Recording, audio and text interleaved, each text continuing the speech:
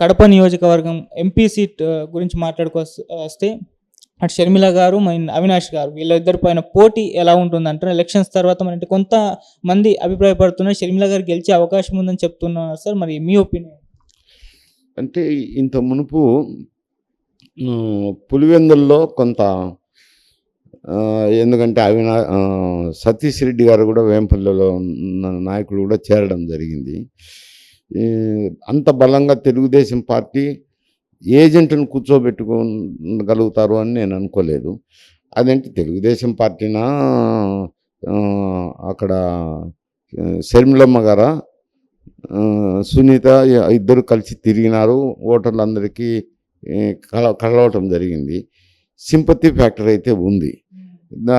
ఆ ప్రభావం వలన ఏమో అన్ని చోట్ల ఏజెంట్లు అయితే ఉండినారు. నిన్న ప్రీ ఓటింగే జరిగింది, ఎక్కడ కూడా స్టాంపింగ్ జరిగే అవకాశం కనపడలేదు. ప్రీ ఓటింగ్ జరగడం వల్ల అయితేనేమి ప్రీ ఓటింగ్ జరిగినప్పుడు అప్పుడు మెజారిటీ తగ్గుతుంది పులివెందులో. ఇంతకుముందు నేను 50 నుంచి 100 వరకు మెజారిటీ వస్తుందని చెప్పాను మీకే, కానీ ఆ పరిస్థితి ఉండేటట్టు కనపడడంలే. మరి ఒకవేళ ఈమె రాజశేఖర్ కూతురే కాబట్టి మెజారిటీ వచ్చినా ఆశ్చర్యపోవాల్సిన అవసరం లేదు పులివెందులో. ఎందుకంటే ఒక ఓటు జగన్మోహన్ రెడ్డికి వేయచ్చు, ఒక ఓటు షర్మిలమ్మకి వేసినారనుకోండి, అంత క్రాస్ ఓటింగ్ చేస్తారా అని మీరు అనొచ్చు. ఇప్పుడు ప్రజలైతే వాళ్ళ ఇష్టానుసారంగానే వేస్తున్నారు. డబ్బులు ఇస్తే తీసుకుంటారు, మనం వెళ్తే మాట్లాడతారు. గ్రామ నాయకులు చెప్పినా వినే పరిస్థితి లేదు. ఎవరి కొద్దీ వాళ్ళు నిర్ణయాలు తీసుకుంటున్నారు, ఏ ఓటరు ఆ ఓటరు. మరి ఆ విధంగా వేసినప్పుడు అక్కడ మెజారిటీ తగ్గే అవకాశం ఉంది. రెండోది, ఇతర చోట్ల ఆమె అభ్యర్థులు నిలిపారు, పార్లమెంట్లో నిలిపారు. వాళ్ళు కొంచెం స్థాయి పెద్దవారు కాదు, చిన్న స్థాయి నాయకులను నిలిపారు. నిలిపిన తెలుగుదేశం ఓట్లు వేసిన వాళ్ళు మళ్ళీ షర్మిలమ్మ గారికి వేయాల. వేయగలరా, అంత క్రాస్ ఓటింగ్ చేయగలరా అని అంటే ఇప్పుడు ఓటర్లు వాళ్ళకు విజ్ఞానం పెరిగింది, సునిర్ణయాలు తీసుకునే శక్తి వచ్చింది. నాయకులు చెప్తే వినే పరిస్థితి లేదు. స్వతంత్రంగా వాళ్ళ కొద్దీ వాళ్ళ ఇష్టానుసారంగా వేసుకుంటున్నారు. కాబట్టి ఒక ఓటు తెలుగుదేశం కేసి, ఒక ఓటు షర్మిలమ్మ గారికి వేసి ఉండొచ్చు కాంగ్రెస్కు. వైఎస్ఆర్సీపీలో ఉన్న వాళ్ళు కూడా ఒక ఓటు అక్కడ వైఎస్ఆర్సీపీ అభ్యర్థికి వేసి, ఒక ఓటు షర్మిలమ్మకి వేసి ఉండొచ్చు. అటువంటి క్రాస్ ఓటింగ్ జరిగితే మీరు అనుకునే ఫలితం ఆ విధంగా ఉండొచ్చు. మరి ఇప్పటికైతే వస్తున్న అంచనాలు బట్టి గతంలో కాంగ్రెస్ పరిస్థితి ఎన్నికలు ప్రారంభమైనప్పుడు ఏమంత ఉత్సాహకరంగా లేదు. ఇప్పుడు ఎన్నిక అయిపోయిన నాటికి, పోలింగ్ అయిపోయిన నాటికి ఆమె కూడా బలమైన ప్రత్యర్థిగా కూర్చున్నది. ఫలితం ఎట్లుంటుంది అని అంటే ఎన్నికల తర్వాతనే చెప్పగలం.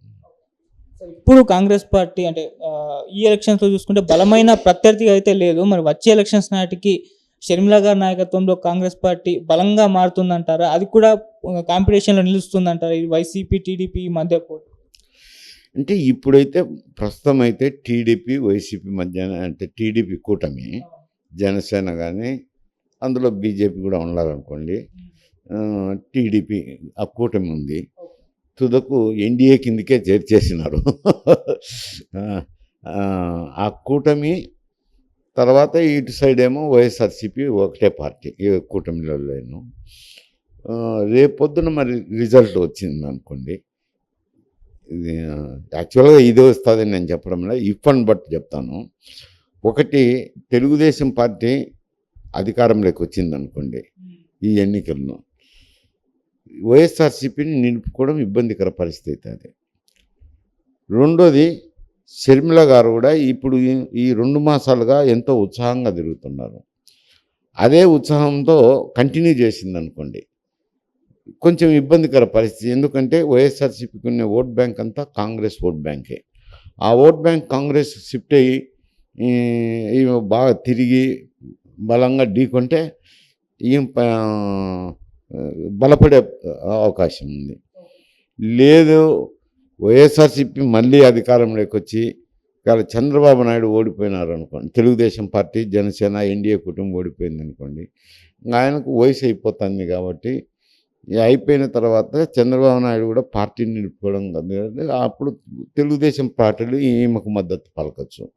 ఆమెకు ఇటు చూసినా అటు చూసినా అడ్వాంటేజ్ ఉంది. ఎవరు గెలిచినా కానీ ఇంకొకరు వీకెన్ అయ్యి ఇక్కడ తెలంగాణలో ఎట్ట బీఆర్ఎస్ వీకెన్ అయ్యి బీజేపీ పైకి వచ్చిందో అక్కడ కూడా అదే పరిస్థితి జరగచ్చు. సార్ ఇక ఎలక్షన్స్ జరిగేటప్పుడు కొన్ని అల్లర్లు చూసాం. పల్నాడులో అయితే ఎంత బీభత్సం సృష్టించారో మనకు చూసింది. ఇంకో తెనాలిలో ఒక ఎమ్మెల్యేని సామాన్య ఓటర్ కొట్టాడు. అంతకుముందు ఆ ఎమ్మెల్యే కూడా కొట్టడం చూస్తాం. ఇటువంటి పరిణామాలు చూసాం కదా సార్. దీనిపైన మీ ఒపీనియన్ సార్, అంటే వీటిని ఏ విధంగా చూడాలి? అంటే జనరల్గా ఎన్నికలు అన్నాక అక్కడక్కడ చెదురుముదురుగా ఇటువంటి సంఘటనలు జరుగుతుంటాయి. ఓవరాల్గా చూస్తే ప్రశాంతంగా జరిగిన కింద లెక్క. ఇంతకంటే కూడా ఎక్కువ సంఘటనలు, చెదురుముదురు సంఘటనలు జరిగినవి ఎలక్షన్లో, ప్రతి ఎలక్షన్లో కామనే. ఈ తూరి కొన్ని చోట్ల జరిగినాయి. అంటే ఇక్కడ కూడా ఎమ్మెల్యే సరే క్యూలో ఉన్నారు, మామూలుగా క్యూ దాటిపోయేటప్పుడు ఏమయ్యా క్యూలో రండి అని ఓటర్ అంటారు. ఎందుకంటే ఎన్నికల సమయంలో ఓటరే దేవుడు, నాయకుడు అన్నీ ఆయనే. అటువంటి సందర్భంలో ఓటర్ వెళ్ళినప్పుడు కొంచెం పని ఉంది లేనా, నేను తొందరగా పోవాలా, అందువల్ల పోతానండి ఏమనుకోవద్దని చెప్పి పోయిండేది. నన్ను ప్రశ్నిస్తామని ఆయన కొట్టడము, ఆయన కొట్టినాడు కదా అని ఈయన రియాక్ట్ అయ్యి కొట్టడము జరిగినాయి. కొంత పల్నాడు ఏరియాలో ఏదో చెదురుముదురు సంఘటనలు జరిగినాయి. మొత్తం మీద చూస్తే ప్రశాంతంగా జరిగినట్టే లెక్క వేసుకోవాలి. సార్ ఫైనల్గా ఈ 2024 ఏపీ ఎలక్షన్స్ ఇప్పటి వరకు జరిగిన ఎలక్షన్స్ అన్నిటికంటే కూడా చాలా హోరాహోరీగా జరిగింది. చాలా భిన్నమైనవి, ప్రత్యేకమైనవి అని కూడా చాలామంది మాట్లాడుకోవడం చూస్తున్నాం. చంద్రబాబు నాయుడు గారు కూడా నేను ఎన్నో ఎన్నికలు చూశాను, ఇది మాత్రం చాలా ప్రత్యేకమైనవి కూడా చెప్పుకోవచ్చు. అయితే ఎందుకు ఇంత భిన్నంగా మారాయి ఈ ఎలక్షన్స్? మీ ఒపీనియన్ అంటే, మీరు కూడా చాలా ఎలక్షన్స్ చూస్తారు కదా, ఇవి చాలా ప్రత్యేకమైనవి అంటారు? అంటే ఇప్పుడు జగన్మోహన్ రెడ్డి ఒక సైడ్ అయినారు, మిగతా జనసేన, బీజేపీ, తర్వాత తెలుగుదేశం పార్టీ ఒక పక్క అయినారు. అంటే ఎన్డీఏ అనుకో, ఆల్మోస్ట్ ఎన్డీఏ అయినప్పుడు అక్కడ చంద్రబాబు నాయుడు గారికి కూడా ప్రతిష్టాత్మకమైన ఎలక్షనే ఇది. ఎందుకంటే ఆయన వయసు రీత్యా చూసిన 5 సంవత్సరాల అధికారంలో లేకుండా పోవడం అయితేనేమి, అవన్నీ ఆయనకు ప్లస్ పాయింట్స్. ఇక్కడ వైఎస్ఆర్సీపీకి మంచి మెజారిటీ ఇచ్చారు. ఎందుకంటే ఆయన ఊహించని మెజారిటీ ఇచ్చినారు. ఒక మారు చూడండి, నన్ను ఒక మారు చూడండి అంటే చూద్దాం, యువకుడు కదా ఎలా ఉంటుందో పరిపాలన, ఒక మారు చూద్దామని ప్రజలు ఎంతో ఆశతో వేశారు, ఏదేదో ఊహించుకొని వేశారు. ఇప్పుడు ఆయన ఏమైందంటే ఎక్కువ భాగం సంక్షేమం మీద దృష్టి పెట్టారు.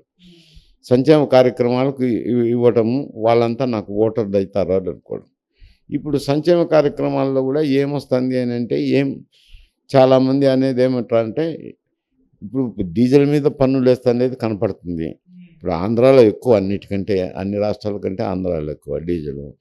మద్యం కూడా ధరలు ఎక్కువ, అవి నాసిరకం సరుకు, ఇటువంటివన్నీ సామాన్య ప్రజలకు తెలిసిపోతున్నాయి. మా డబ్బే కదా మాకు ఇస్తాండేది, ఆయన ప్యాకెట్ మనీ ఏమి ఇవ్వలేదు కదా అని ఆ సంక్షేమ పథకాల మీద ఎవరు వచ్చినా ఇస్తారు, ఏ పార్టీ వచ్చినా ఇటువంటి ఇంకొక పేర్లతోనో ఇంకొక రకంగానో అయ్యే సంక్షేమ పథకాలు ఎవరు వచ్చినా ఇస్తారు. అభివృద్ధి అనేది కుంటుపడింది, దానివల్ల కొంత బలహీనపడడం జరిగింది. ఇద్దరికి కూడా మళ్ళీ అధికారంకు రావాలనే తపన జగన్కుంది.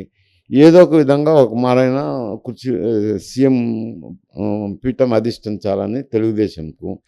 ఇద్దరు బాగా పోటాపోటీగానే డబ్బులు కూడా ఖర్చు పెట్టడం జరిగింది, తిరగడం జరిగింది. అందువల్ల ప్రజలు కూడా ప్రతిష్టాత్మకంగా తీసుకొని ఎంతో ఉత్సాహంగా పోయి పోలింగ్ శాతం బట్టి తెలుస్తుంది కదా, వారి ఉత్సాహం తెలుస్తుంది.